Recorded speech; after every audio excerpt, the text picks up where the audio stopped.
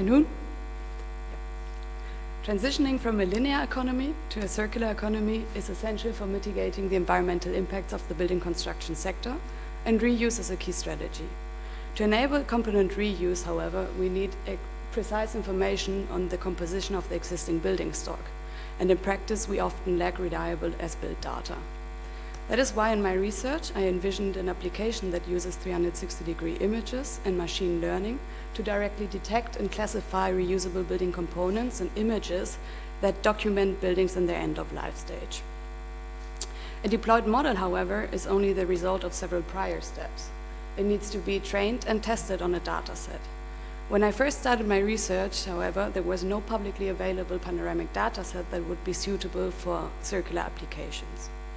That is why the scope has been so far on the dataset generation and on the validation of the overall approach.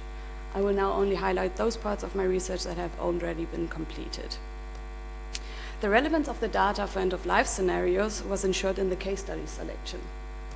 5 publicly accessible buildings were selected on the campus of the Dresden University of Technology based on their age, their architecture, and their use state. They were captured using a 360-degree camera helmet on different dates and times of the day to ensure data variance.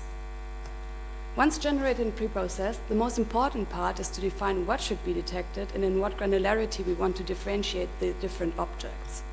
Since regulations fail to provide a general assessment on what is reusable, 5 building categories were identified in a field search of the most common reused material platforms that are deemed reusable per default. These 5 building components categories were then annotated according to the structure of the German national standard, DIN 276, and then further differentiated according to their function, material, and design.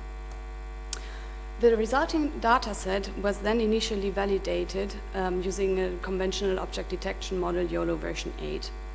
While only a standard 2D, so a planar object detection model was used, the test metrics of the initial run show that already a large proportion of components could be detected. This confirms that in situ generated images are generally suitable for computer vision applications.